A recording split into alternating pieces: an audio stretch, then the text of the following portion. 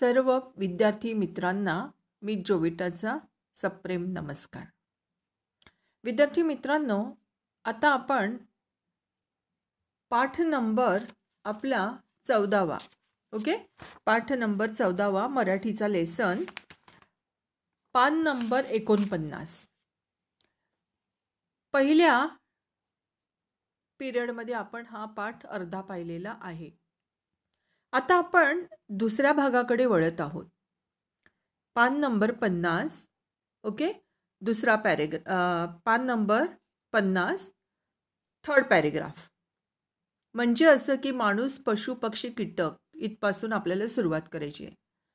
तर विद्यार्थी मित्रांनो, फर्स्ट पार्टमध्ये आपण काय पाहिलेलं आहे? आपण पाहिलं पहिल्या पाठामध्ये, ओके, म्हणजे पहिला जो आपण भाग पाहिला त्याच्यामध्ये आपण पाहिलं.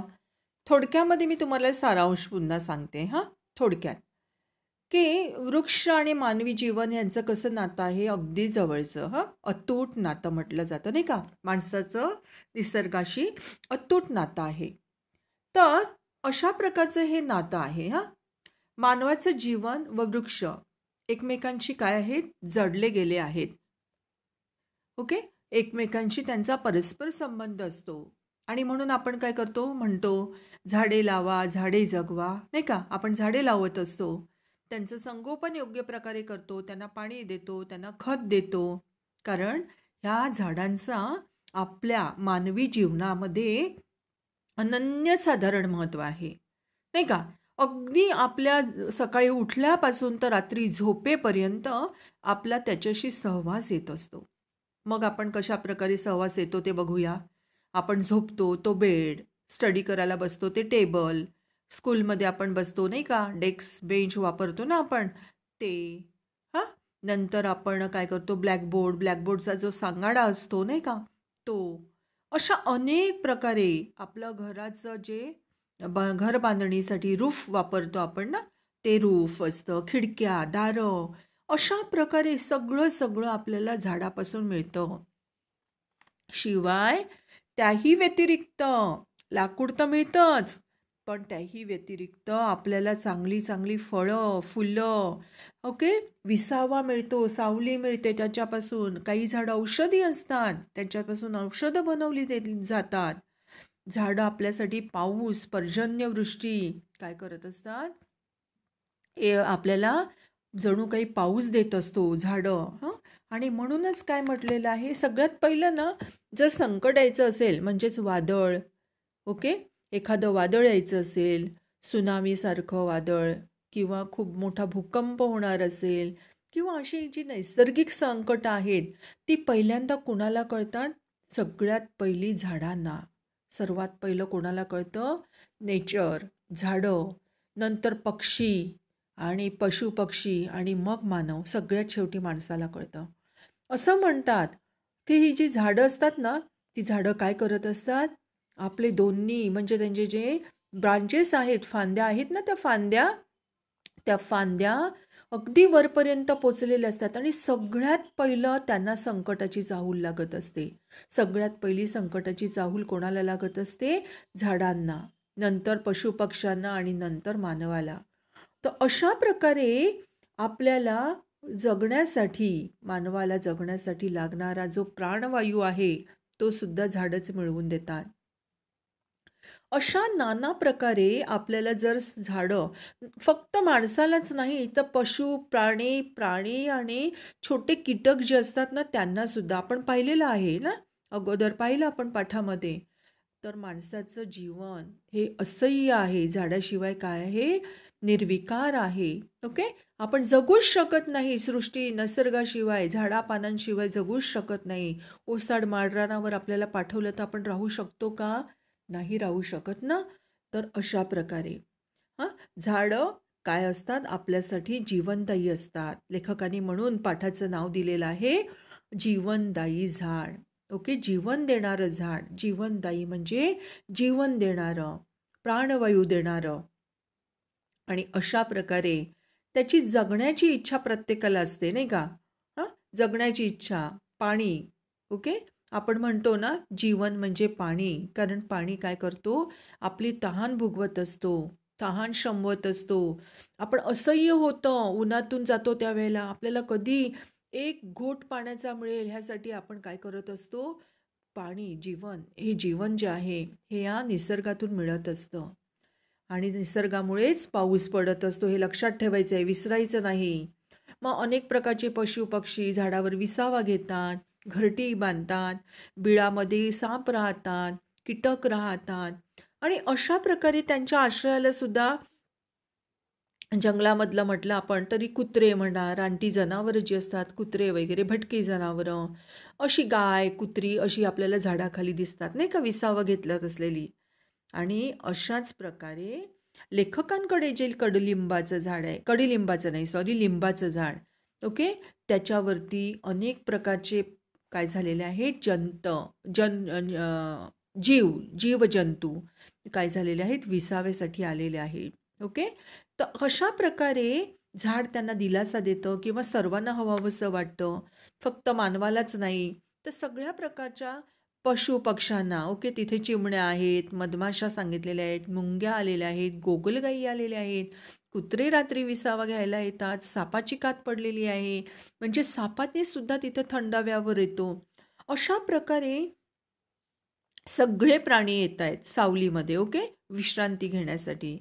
आणि अशा प्रकारे हे हिरवं हिरवं झाड, ओके, दाट काय झालेलं आहे, हिरवाळीने भरलेलं, म्हणजे त्याला पाणी मिळतं, लेखकांच्या मोहरीमधलं पाणी त्या झाडाकडे जातं आणि त्यामुळे ते हिरवगार झालेलं आहे.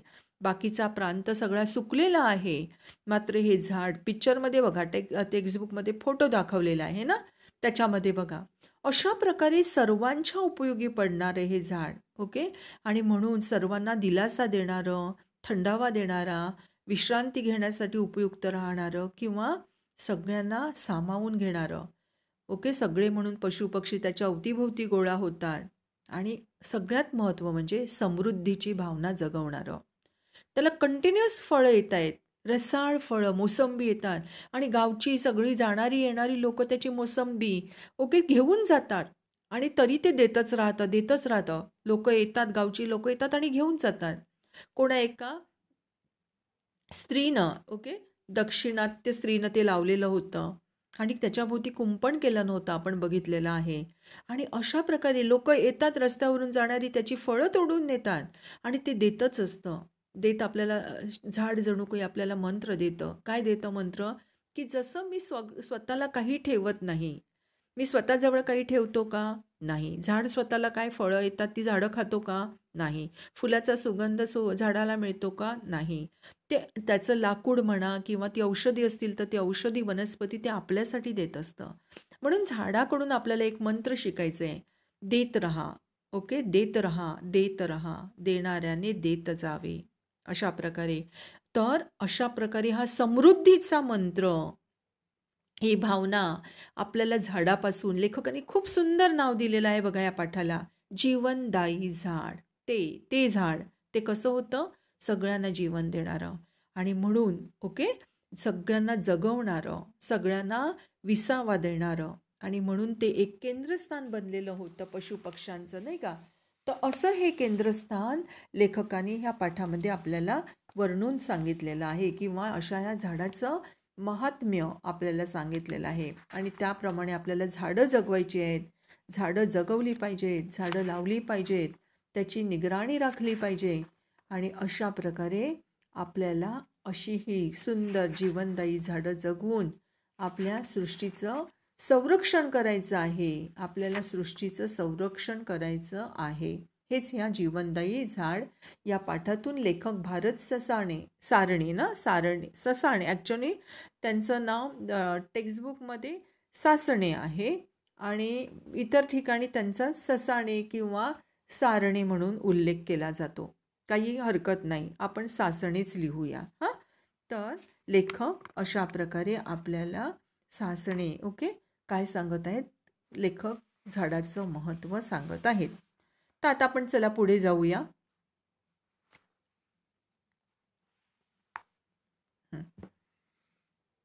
पान नंबर 50, तिसरा पॅरेग्राफ. म्हणजे असं की माणसं, पशुपक्षी, कीटक, साप, कुत्री आणि खारुताई. आपल्या ग्राउंडवरती किती फिरतात? खारुताई ना. म्हणजेच कोण? खारुताई म्हणजे कोण? माहिती पडलं तुम्हाला आपल्या ग्राउंडवर कोण फिरत असतात? स्क्विरल ना.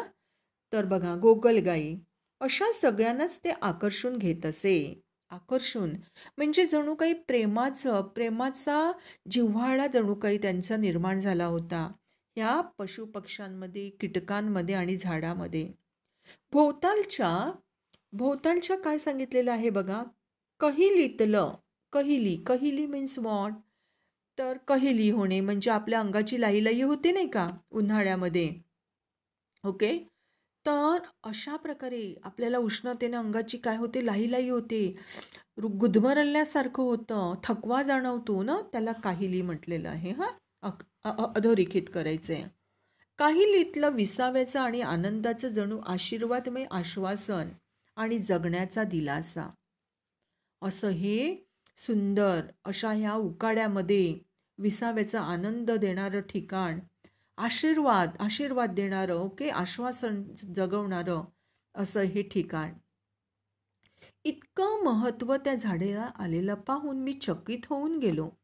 लेखक काय झालेले आहेत, एवढं त्या झाडाला आलेलं हे सगळं काय केलेलं आहे, महत्त्व बघून लेखकांना सुद्धा आश्चर्य वाटलं. ते चकित झाले, चकित होऊन गेले. ज्या घराची हकीकत मी सांगतो आहे ती एक जोड इमारत होती. लेखक काय म्हणतायत की ज्या घराची मी हकीकत सांगतोय, जिथं झाडाचं वर्णन केलेलं आहे, ती जोड इमारत होती, जोडलेली एक इमारत होती. Twin block, double block, okay, double असं हे ब्लॉक, ट्विन ब्लॉक म्हणजे जोड इमारत. शेजारी जे राहत होते त्यांच्या परसदारी चक्क पाण्याचा हापसा होता. परसदार, आता तुम्हाला माहिती आहे का परसदार म्हणजे काय? तर परसदारी पाण्याचा हापसा होता म्हणजे, ओके, परसदारी म्हणजे घराच्या मागची जागा, बरं का. आणि घराच्या पुढची जी जागा असते त्याला आपण अंगण म्हणतो. पुढची जागा ना, आपण जिथं गार्डन करतो ना, तर घराच्या पुढची जागा असते त्याला अंगण म्हणतो. आणि घराच्या मागची जागा जी असते त्याला आपण परस म्हणतो. तर लेखकांनी इथे काय म्हटलेलं आहे, तर ह्या घराच्या परसदारी चक्क पाण्याचा हापसा होता. पाण्याचा हापसा म्हणजे काय, तर सतत तिथं पाणी काय होत होतं, चिरपत होतं, ओलावा होता. ओके, तिथं पाण्याचा हापसा होता म्हणजेच पाणी मुरत होतं तिथं, म्हणजेच भरपूर पाणी होते. मात्र अंगणात आणि परसदारात गवताची काडीही नव्हती. परसदारी पाण्याचा हापसा होता, बाकीच्या ठिकाणी अंगणात किंवा परसदारी बाकीच्या ठिकाणी गवताची काडी नव्हती. म्हणजे सगळं शुष्क होतं, ड्राय होतं नाही का, सुकलेलं होतं. माणसं उदास, दुर्मुखलेली, त्रस्त वाटत असत. घरातली स्त्री नेहमी दागिने घालून बसे. त्या घरी माणसं काय होती, घरातली माणसं दुःखी होती, नेहमी उदास असायची, त्रस्त, चिंताग्रस्त असायची, दुःखी असायची. मात्र घरामध्ये जी एक स्त्री होती ना, ती नेहमी दागिने घालून बसे. परंतु पाणी आणि जमीन मुबलक असतानाही त्यांनी हिरवा आनंद पसरवण्याचा प्रयत्न कधी केला नाही. एवढं मोठं डबल जोडी इमारतीचं घर होतं, पण त्यांनी काय केलं नाही, हिरवा आनंद म्हणजे आजूबाजूला दुसरी झाडं लावली नाहीत किंवा त्या झाडांना जास्त पाणी देण्याचं काम केलं नाही. मला वाटतं झाडं लावणं बघा अतिशय महत्वाचं आहे.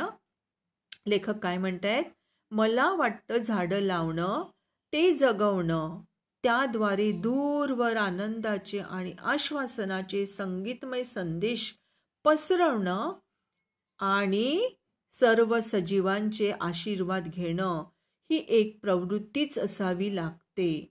खूप मोठा अर्थ या वाक्यामध्ये आहे. अधोरेखित करा बरं. लेखकांना काय वाटतं असं विचारलं तर तुम्हाला सांगता आलं पाहिजे. लेखकांना वाटतं झाडं लावणं, ती रुजवणं म्हणजे त्यांना जिवंत ठेवणं, जगवणं आणि त्याद्वारे दूरवर आनंदाचे आणि आश्वासनाचे संगीतमय संदेश पसरवणं. आता हे संगीतमय संदेश कोण पसरवतं, तर त्या झाडावर बसलेले पक्षी. ओके. ते दूरवरती काय करत असतात, मार्गक्रमण करतात नाही का. हां, पक्षी काय करतात, स्थलांतर करतात. मग त्यावेळेला ते इथलं आश्वासन, आनंद, ओके, संगीत काय करत असतो, घेऊन जात असतो. सजीवांचे आशीर्वाद घेणं, सजीव वस्तूचा आशीर्वाद घेणं प्रवृत्ती असावी लागते. प्रत्येक झाडापासून, पक्षापासून, प्राण्यापासून आपल्याला आशीर्वाद मिळाला पाहिजे. आणि म्हणून आपण काय करायचं, भूतदया करायची. जमिनीमध्ये झाडं लावायची, ती जगवायची, त्यांना पाणी द्यायचं आणि त्यांचे आशीर्वाद घ्यायचे. होय, झाडं आपल्याला आशीर्वाद देत असतात बरं का. बघा, लवकर तुम्ही झाडाजवळ जा, तुम्ही एखादं रोपटं लावा, त्या झाडाजवळ सकाळी संध्याकाळी एक तुम्ही व्हिजिट करा, त्याला पाणी घाला, त्याच्याशी बोला, त्या झाडाशी. ते झाड भरभर वाढतं. जशी लहान मुलांना जेवढं आपण प्रेम करतो तशी ती वाढतात ना, तशी ही रोपटी झाडंसुद्धा भरभर वाढतात, लवकर फळं फुलं देतात. आणि म्हणूनच म्हटलेलं आहे लेखकाने, आश्वासन देतात, आशीर्वाद देतात. आशीर्वाद घेणं ही एक प्रवृत्तीच असावी लागते. अशा प्रकारे सगळ्या झाडांपासून, पक्षांपासून पक्ष्यांना दाणे दिले पाहिजेत, भूतदया केली पाहिजे, प्राणीमात्रावर कुत्र्याला अन्न दिलं पाहिजे. जो माणूस एखादं झाड जगवतो तो निसर्गातील एक हिरवा चमत्कार रुजवत असतो. बघा किती सुंदर सांगितलेलं आहे. हे लिंबाचं झाडच बघा ना, ज्या कोण्या बाईनं हे झाड लावलं होतं ती बाई इथून निघून गेली होती. तेव्हा ते भाडेकरू म्हणून राहत असतील कदाचित, आणि त्या बाईनं जे झाड लावलं होतं ते झाड लावल्यानंतर ती निघून गेली. परंतु जाताना एक अद्भुत नाट्य ती आपल्या मागं ठेवून गेली. जाताना तिने काय केलं होतं, एक अद्भुत नाट्य म्हणजे खूप मोठी अशी वस्तू ती ठेवून गेली होती. दरवर्षी दर ऋतूत झाडाच्या अनुषंगानं एक उत्सव साजरा होत असणारं, फुलं येत असणारं, घमट दरवळ असणारं, आणि मग एक अख्खा फलोत्सव, फळांचं लागणं, हे सगळं घडत असणार. मी तर केवळ एका ऋतूतला सजीवांच्या जागत्या नांदत्या अस्तित्वाचा साक्षीदार होतो. लेखक म्हणतात की मी फक्त एका ऋतूमध्ये ते बघितलेलं आहे, परंतु 12ही महिने सगळ्या ऋतूमध्ये अख्खा फलोत्सव, फळाचं लगडणं 12ही महिने असतं. दरवर्षी दर ऋतूत या झाडाला फळं येतात, फुलं येतात, बहरलेलं असतं. असं हे झाड एका काय केलं होतं, बाईने लावलेलं होतं. आणि ही बाई बघा, मी तर केवळ एक ऋतूतल्या सजीवातल्या जागत्या नांदत्या अस्तित्वाचा साक्षीदार होतो. पण शेजारची ती माणसं, आजूबाजूला राहणारी माणसं, अनेक वर्ष त्या घरात राहत आलेली होती शेजारची ती माणसं, परंतु न त्यांनी ते हिरवं कौतुक पाहिलं, न त्यांनी झाडं लावली. त्यांनी ती कधी बघितलंच नाही.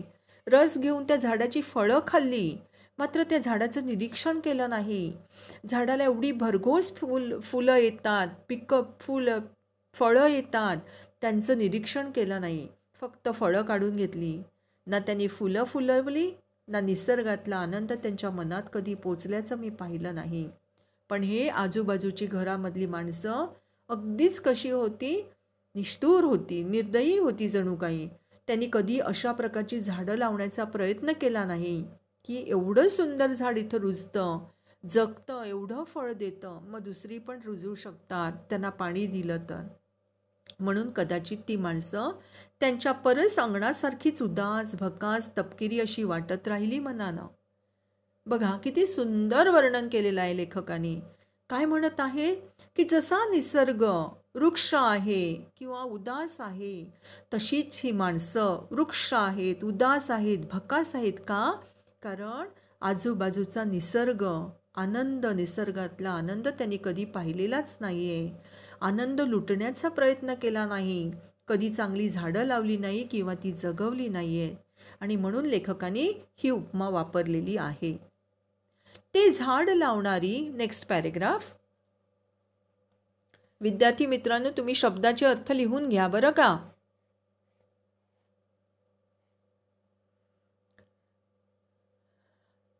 ते झाड लावणारी ती दक्षिणात्य बाई. कुठली बाई होती ही? दक्षिणात्य. ओके, दक्षिणेमधून आलेली बाई. एकदा तिच्या मुलासह आमच्या घरी आली होती, लेखकांच्या घरी आली. तिनं आल्याबरोबर प्रथम जाऊन ते झाड पाहिलं. बघा तिला किती उत्सुकता होती, किती प्रेम होतं त्या झाडाविषयी. ती आता घर सोडून गेलेली आहे. लेखकांना एकदा ती व्हिजिट करायला आली, पण ती घरी आल्याबरोबर प्रथम कुठे गेली? झाड बघायला गेली. तिचा तो हळवेपणा मला सृजनाशी संबंधित वाटला. बघा, हळवं मन, सृजन वृत्ती. ओके, तिची ती सृजन वृत्ती म्हणजे बघा, नवीन नवीन निर्माण करण्याची वृत्ती, हळवेपणा खूप सृजनाशी संबंधित वाटला. म्हणजे बघा किती नाविन्याची तिला ओढ होती किंवा निसर्गाची तिला किती ओढ होती. मला वाटतं सृजनाशी, नवनिर्माणाशी, निर्मितीशी मन जोडलेलं असेल तर ते ताजं राहतं. जेव्हा आपण निसर्गाच्या सानिध्यात राहतो, निसर्गाशी आपण काय करत असतो? अवलोकन करत असतो किंवा त्याचं आपल्याला मनाला शांती मिळते. बघा, आपण जेव्हा पिकनिकला जातो तेव्हा आपण का सीट घेतो? विंडो सीट का घेतो? आपल्याला निसर्गाचं काय करायचं असतं? अवलोकन करायचं असतं. म्हणजे बाजूचा निसर्ग बघायचा असतो, न्याहाळायचा असतो. आणि म्हणून सकाळच्या प्रहरी आपल्याला ते खूप छान वाटतं किंवा संध्याकाळी. दुपारच्या वेळेला आपण नाही बाहेर बघू शकत, आपण विंडोज लावून घेतो. पण अशा वेळेला सकाळच्या प्रहरी किंवा संध्याकाळी हा निसर्ग खिडकीमध्ये बसल्यानंतर त्याचं कानाला मोबाईल लावण्यापेक्षा किंवा म्युझिक ऐकण्यापेक्षा आपण ह्या निसर्गाचं अवलोकन करायला शिकलं पाहिजे. आणि निसर्गाची निर्मिती जी आहे त्याच्याशी मन जोडलं पाहिजे. मग आपलं मन ताजं राहतं, प्रफुल्लित राहतं. झाडांना फुलवणं, रुजवणे म्हणजे काय करायचं? तर नव्याने आपण त्याचं काय करायचं आहे? रुजवायचं आहे. म्हणजे क्रिएटिव्हिटी म्हणजे क्रिएट करायची आहेत, नवीन झाडं तयार करायची आहेत. ओके, आणि त्यांचा हिरवा संदेश दूरवर पोचवणं. हिरवा संदेश. आता हा संदेश घेऊन कोण जातात? पक्षी जातात. यातून मन सृजनात्मक आणि आनंदी, निर्मितीक्षम होत असावं. ह्यातूनच काय होतं? मन आनंदी होतं, निर्मिती मिळते, नवीन नवीन निर्मिती होत असते. ओके, चांगले गुण आपल्या अंगी बाणले जातात. एक मागं ठेवलेलं फळदार झाड किती जीवांना जगवतं, आनंद देतं, जीवन देतं. एकच झाड आहे त्या परिसरामध्ये, आणि ते झाड काय करत आहे? किती जीवांना जगवत आहे, किती जीवांना आनंद देत आहे, आश्वासन आणि आशीर्वाद देतं. हे पाहिलं की मन थक्क होतं. मग आपलं मन काय होतं? आश्चर्यचकित होतं, थक्क होतं आपलं मन. आणि मग काय होतं? मर्म ज्यांनी जाणलं ते मला वाटतं आनंदी राहतात. हे ज्यांना कळलं, मर्म जाणलं, म्हणजे ज्यांना हे कळतं. ओके, ज्यांना हे कळतं की झाडं जगवली पाहिजेत, निसर्गाच्या सानिध्यात राहिलं पाहिजे, ते नेहमी आनंदी राहतात. ते जे नुसते भौतिक गोष्टीचा ध्यास घेतात, जे फक्त भौतिक म्हणजे सुखाच्या मागे लागलेले असतात, दागिने लेवून बसतात, फक्त दागिने घालायचे आणि बसायचं, आजूबाजूला फिरायचं नाही, झाडं पानांना पाणी घालायचं नाही, फक्त काय करायचं? छान छान कपडे घालायचे, दागिने घालायचे आणि बसायचं. त्यांच्या भोवताली कधी हिरवं झाड उगवत नाही. ज्यांच्या मनात निसर्गाविषयी प्रेम नाही, त्यांच्या मनात झाडं काय करत नाही? कधीच प्रेम उगवत नाही. आणि त्यांच्या मनात कधी पक्षी चिवचिवत नाहीत. पक्ष्यांची चिवचिव त्यांना ऐकू येत नाही. पक्ष्यांचा आनंद, पक्षी कसे गातात, कशा प्रकारे घरटी बांधतात, कशी अंडी घालतात, त्याच्यातून छोटी छोटी ती पिल्लू कशी बाहेर डोकावतात. ओके, छानपैकी उडण्याचा कसा प्रयत्न करतात, हे सगळं विद्यार्थी मित्रांनो तुम्हाला बघायला पाहिजे. निसर्गाच्या सानिध्यात आपल्याला वावरायला पाहिजे. ओके, आणि तरच आपल्याला काहीतरी चांगली गोष्ट मिळणार आहे किंवा आपल्याला निसर्गाचा आनंद लुटण्याचं समाधान मिळणार आहे. आणि म्हणून निसर्गाच्या सानिध्यामध्ये ह्या सगळ्या गोष्टी बघायला पाहिजेत. आनंदापासून ते बिचारे वंचित राहत असावेत. त्या जीवनदायी झाडानं आपल्या हिरव्या भाषेत मला असं बरंच काही सांगितलं. बघा लेखक काय म्हणत आहेत? भौतिक सुखाच्या मागे लागायचं नाही आपल्याला. छान छान कपडे घालायचे, दागिने घालायचे आणि स्वतःला नेटनेटकं ठेवायचं. नेटनेटकं ठेवलं पाहिजे, पण त्याच्याबरोबर आजूबाजूला ॲटलिस्ट स्पॉटमध्ये, जर तुम्ही बिल्डिंगमध्ये राहत असणार तर तुमच्या वरांड्यामध्ये छोट्या बकेट्स असतील किंवा मातीचे पॉट्स असतील. आता रंगीबेरंगी पॉट्स मिळतात नाही का? मग त्याच्यामध्ये इंडोर प्लांट्स तरी लावले. रोज त्याला जर तुम्ही पाणी घातलं, एक दिवस आड पाणी घातलं किंवा त्याला फर्टिलाइज खत घातलं तर तेथे छानपैकी तुम्हाला रोपटी तुमच्या टेरेसवरती तुम्हाला लावता येतील. ओके, बकेट्समधून किंवा मोठ्या कुंड्यांमधून तुम्हाला खूप आनंद मिळणार आहे. विद्यार्थी मित्रांनो, तुम्ही एकदा करून बघा. आईला सांगा. खिडकीमध्ये एक छोटंसं काय ठेवायचं, चिमणी येत असेल किंवा आणखी कोणी पक्षी येत असेल किंवा खारुताई येत असेल झाडावरून, तर तिच्यासाठी एक छोटासा काय करायचं, प्लेट ठेवायची, त्याच्यात थोडे दाणे टाकायचे. मग ती एकदा येणार, दोनदा येणार, मग ती रोज रोज येणार. तुम्हाला खूप मजा वाटणार. पक्षी येणार, दाणे खाणार, तुम्हाला आशीर्वाद देऊन जाणार. आलं लक्षात? त्यांच्यासाठी पाणी ठेवायचं. ओके, खिडकीची बारी असते ना वरांड्यामध्ये किंवा खिडकीच्या बारीवरती, तिथं पक्षी येत, पशु नाही तर खारुताई किंवा पक्षी येऊन ते काय करतात, दाणे खाऊन जातात, तुम्हाला आशीर्वाद देऊन जातात. आणि इथूनच काय होत असतं विद्यार्थी मित्रांनो, इथूनच आपल्याला अशा प्रकारे आपल्याला खूप खूप छानपैकी निसर्गाशी सांगड घालता येते. निसर्गाशी आपल्याला त्या जीवनदायी झाडाप्रमाणे जवळ जाऊन अवलोकन करता येतं आणि अशाच प्रकारे आपण आपलं जीवन आनंदीदायी बनवू शकतो. ओके, आता आपल्याला काय करायचं आहे, page number 51. Okay, page number 61. कारण लिहा. लेखकाला लिंबाचे झाड जीवनदायी वाटले. कारण का बरं लेखकाला जीवनदायी वाटलं? लेखकाला लिंबाचं झाड जीवनदायी का वाटलं? आन्सर लिहायचंय.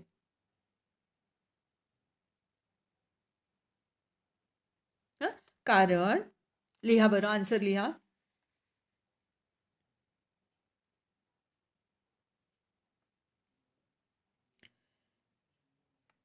लसलशीत हिरवेगार फळांनी गच्च लगडलेले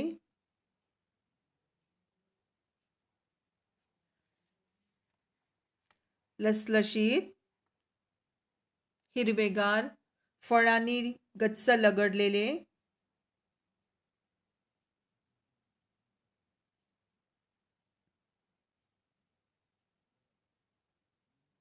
झाड, लगडलेले झाड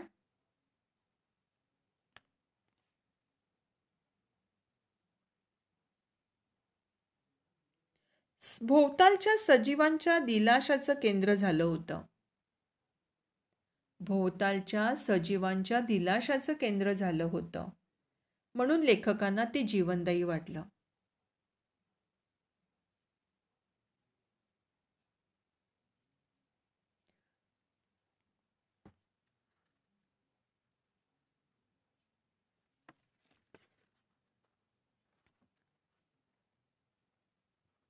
सेकंड, पारव्याची जोडी लिंबाच्या झाडावर राहते. कारण लिंबाच्या गर्द हिरव्या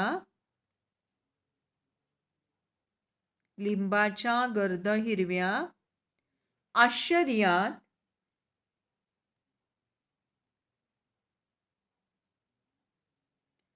पारव्याच्या जोडीला थंडाव्याचा दिलासा मिळाला.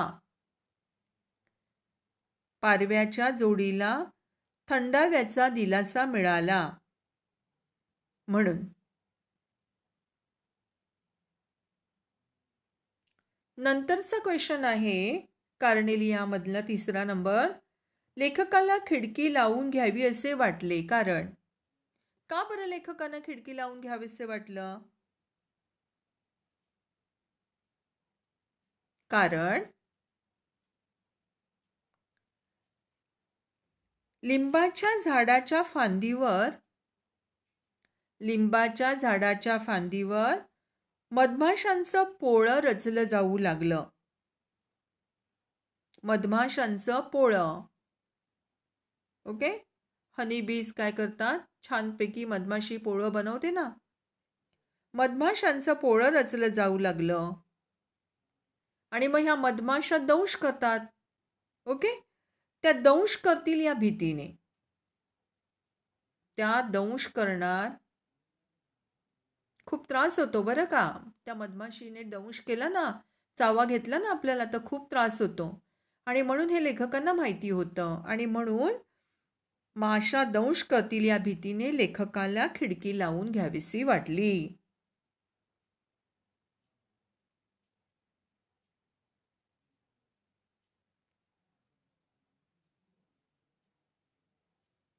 लेखकाला खिडकी लावून घ्यावीशी वाटली.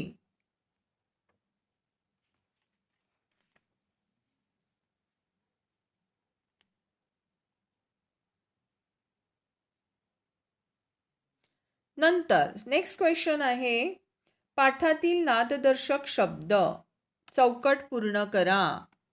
चौकट पूर्ण करा. पाठातील नाददर्शक शब्द. पहिल्या बघा कॉलम आहे, पहिला कॉलम आहे, तिथे लिहा कलकलाट. नाद, कलकलाट. ओके, आवाज येतो ना पक्ष्यांचा, कलकलाट. आणि माणसांचा गजबजाट. कलकलाट, नाद, आवाज, कलकलाट, गजबजाट.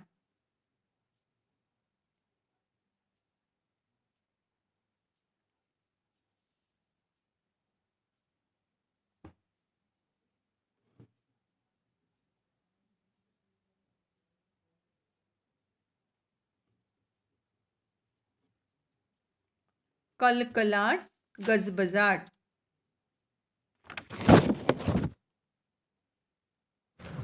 नंतर आहे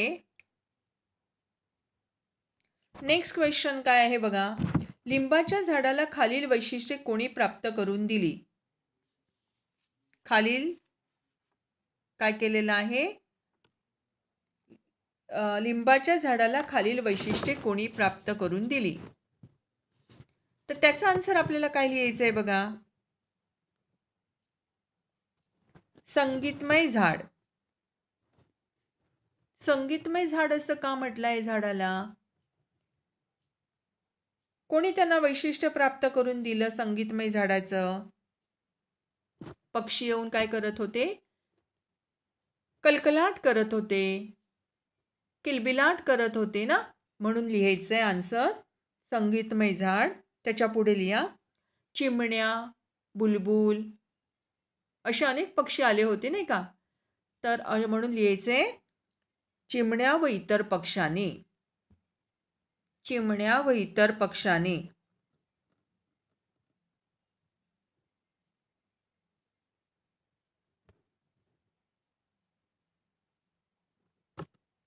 नंतरचं आहे आश्रयदायी झाड. कोणाची जोडवी आली होती, मगाशी आपण आन्सर लिहिलं, पारव्याची जोडी लिंबाच्या झाडावर राहते कारण. ओके, आश्रयदायी झाड कोणी, पारव्याच्या जोडीने. आश्रयदायी झाड पारव्याच्या जोडीने.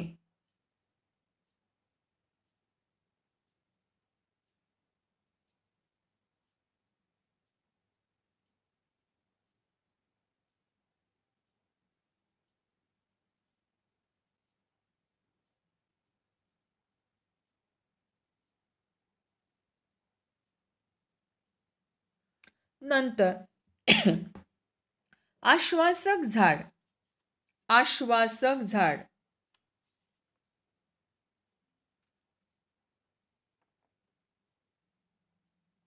आश्वासक झाड कोणासाठी होतं आश्वासक झाड, अनेक पक्ष्यांनी. आश्वासक झाड अनेक पक्ष्यांनी. अनेक पक्ष्यांनी.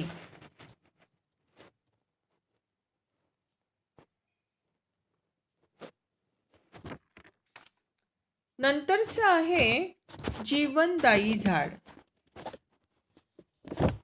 जीवनदायी झाड.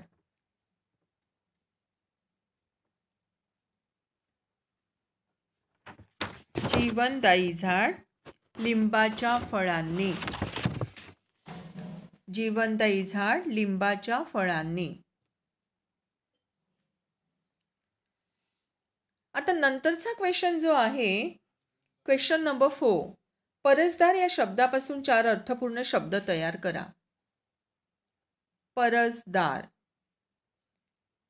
बघा बरं कशा प्रकारे आपल्याला करता येतील. सगळ्यात पहिलं दार. पहिलं लिहा परस. पहिलं परस लिहा. परस लिहा. परस. ओके.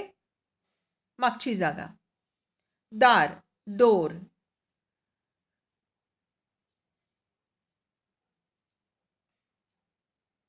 मागे पुढे केलं ना शब्द मागे पुढे फिरवले चालतात बरं का, पण अर्थपूर्ण शब्द झाला पाहिजे. लक्षात ठेवायचंय. सदा. मधला बघा, मधला शब्द घ्या. सदा. पर. पर. पर म्हणजे पंख. पर म्हणजे पंख. दास. दास. दा सेकंड लास्ट आणि थर्ड लास्ट स मागे पुढे घेतले चालतात, पण अर्थपूर्ण शब्द. दास. ओके. दास म्हणजे नोकर. रसदार. रसदार. हा, अशा प्रकारे आपल्याला शब्द करायचे आहेत. अजून आपल्याला बनवता येतील, मात्र सध्या आपण इथेच बघूया. ओके. आपल्याला सांगितलेले आहेत अर्थपूर्ण 4 शब्द, मग आपण 4 बनवलेले आहेत. आता नंतरचा क्वेश्चन आहे क्वेश्चन नंबर 5. पाठात वर्णन आलेल्या 2 कुटुंबांनी दिलेल्या मुद्द्याच्या आधारे तुलना करा. पाठामध्ये वर्णन झालेल्या 2 कुटुंबाची तुलना आपल्याला सांगितलेली आहे, नाही का. तर जोड इमारतीत राहणारी 2 कुटुंबे. मुद्दा. ओके. परसदार. कुटुंब क्रमांक 1. कुटुंब क्रमांक 1 हिरवेगार. त्याचे परसदार कसे होते? हिरवेगार. दुसऱ्या कुटुंबाचं कसं होतं परसदार? कोरडं. वृक्ष. कोरडे वृक्ष. तुलना केलेली आहे ना, आपल्याला तुलना लिहायची आहे. माणसे. पहिल्या कुटुंबातली माणसं झाडं असल्यामुळे हिरवगार आजूबाजूला आनंदी होती. आनंदी. आणि तिथे उदास भकास. सेकंड कॉलम मध्ये उदास भकास.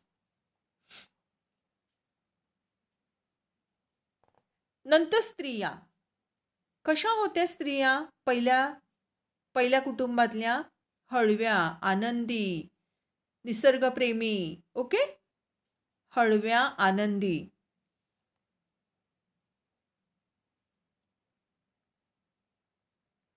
दुसऱ्या कुटुंबातल्या स्त्रिया श्रीमंत होत्या, अंगावर दागिने घातले होते, नाही का. पण त्यांच्यामध्ये काय होतं? आनंद होता का? नाही. दागिने घातलेल्या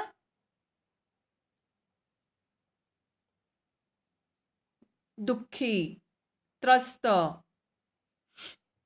आनंद चेहऱ्यावर नव्हता त्यांच्या. त्रस्त होत्या, दुःखी होत्या. अंगावर आभूषणं होती, मात्र काय नव्हतं? सुख नव्हतं. पाणी आणि जमीन. जमीन कशी होती? भुसभुशीत, काळीभोर, भरपूर मुबलक पाणी होतं, नाही का. म्हणून काय लिहायचंय? दोन्ही मुबलक. पाणी आणि जमीन कशी होती? चांगल्या प्रतीची, किंवा दोन्ही भरपूर होतं. खडकाळ जमीन नव्हती. पाणी आणि जमीन दोन्ही मुबलक. आणि तिथे पाणी काय होतं? पाण्याची कमतरता होती. दुसऱ्या कॉलममध्ये लिहा. पाणी थोडे, पाण्याची कमतरता, जमीन मुबलक. जमीन खूप होती, पण त्यांनी झाडं लावली होती का? नव्हती लावली. म्हणून जमीन मुबलक होती, पाणी कमी होते. तिथल्या जमिनीमध्ये पाणी नव्हतं. नेक्स्ट आहे हिरवा आनंद. पहिल्या कुटुंबाने काय केलं? आनंद उपभोगला. त्या झाडाचं निरीक्षण केलं, आनंद उपभोगला, फळं खाल्ली, इतरांना दिली, त्या झाडाचं जतन केलं, त्यावर येणाऱ्या पक्ष्यांना विसावा दिला, त्याचं निरीक्षण केलं. ओके. म्हणजेच काय केलेलं आहे? त्यांनी पूर्णपणे आनंद उपभोगलेला आहे. झाडापासून त्यांना सुख मिळालेलं आहे, आणि तो आनंद त्यांनी पसरवलेला आहे. इतरांना पण फळं दिली, इतरांना पण राहण्यासाठी त्याचा उपयोग झालेला आहे झाडाचा. ओके. त्याच्यावर गोगलगाई आल्या, मुंग्या आल्या, साप आले, कुत्री विसावायला आली, पक्षी आले. अशा प्रकारे त्यांनी तो आनंद काय केलेला आहे? फळं इतरांना देऊन पसरवलेला आहे. ओके. सावली देऊन. वाटरीस वाटसरूंना सावली दिलेली आहे. आणि दुसरं कुटुंब जे आहे त्याने काय केलेलं आहे विद्यार्थी मित्रांनो, त्यांनी काय केलेलं आहे तर आनंद उपभोगला नाही. त्यांनी आनंद उपभोगला का नाही.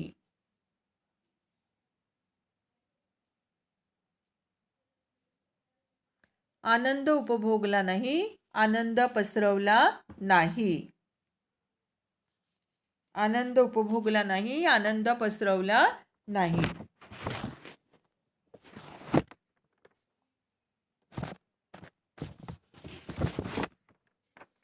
ओके, झालं.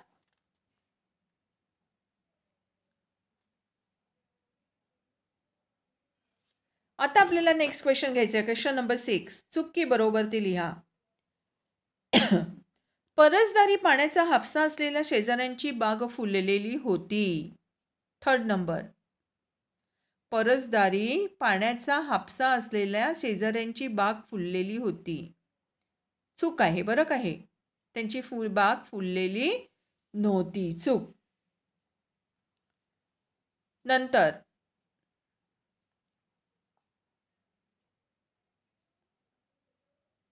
Next one. इतर पक्ष्यांच्या त्रासामुळे पारव्याची जोडी लिंबाच्या झाडावरून हलली. चूक आहे. इतर पक्ष्यांच्या त्रासामुळे पारव्याची जोडी लिंबाच्या झाडावरून हलली. चूक आहे.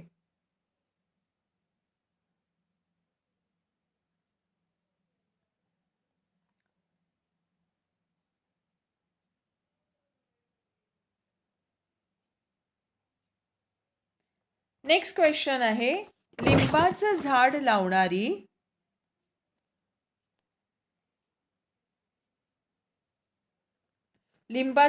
लावणारी स्त्री अत्यंत हळवी होती. लिंबाचं झाड लावणारी स्त्री अत्यंत हळवी होती. बरोबर.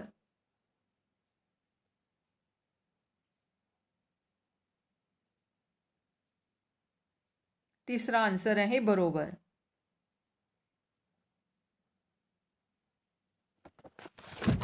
नंतरचा क्वेश्चन आहे. लिंबाच्या झाडावरील मधमाशा कधी कुणाला चावल्या नाहीत. चावल्या का बरं? नाही ना, म्हणून लेखकाने खिडकी बंद करून घेतली होती. बरोबर आहे. लिंबाच्या झाडावरील मधमाशा कधी कुणाला चावल्या नाहीत. बरोबर आहे. आता विद्यार्थी मित्रांनो, जे स्वमत आहे, वृक्ष व मानवी जीवन यांच्यातील परस्पर संबंधाविषयी तुमचे मत सुधारण स्पष्ट करा. मी सुरुवातीलाच तुम्हाला इंट्रोडक्शनमध्ये छानपैकी वर्णन करून सांगितलेलं आहे. त्याच्या आधारे तुम्ही हे आन्सर लिहायचं आहे. कारण हे आन्सर तुम्हाला कसं समजलेलं आहे, पाठ किती तुम्हाला आकलन झालेलं आहे ह्याच्यावर अवलंबून आहे.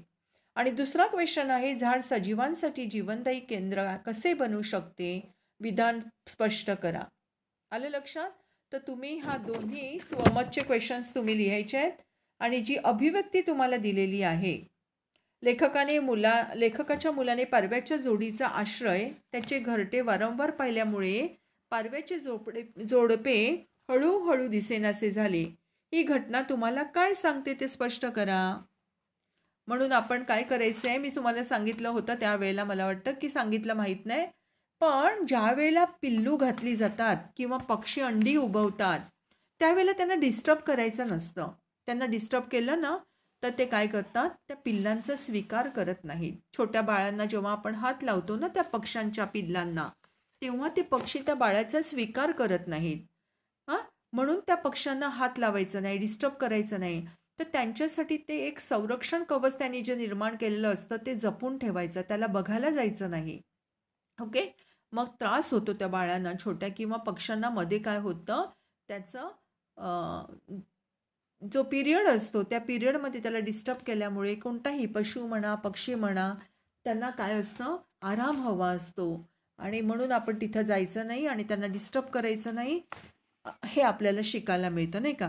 तर तुम्हाला काय वाटतं, आणि का पारव्याची जोडी पळून गेली, लेखकांचा मुलगा तिथं जाऊन बघत होता म्हणून का, हे कितपत योग्य वाटतं ह्याचं आन्सर्स तुम्हाला लिहायचं आहे. ओके विद्यार्थी मित्रांनो, तर आपण आता इथेच थांबूया आणि मग पुढच्या पिरियडला आपण भेटणार आहोत.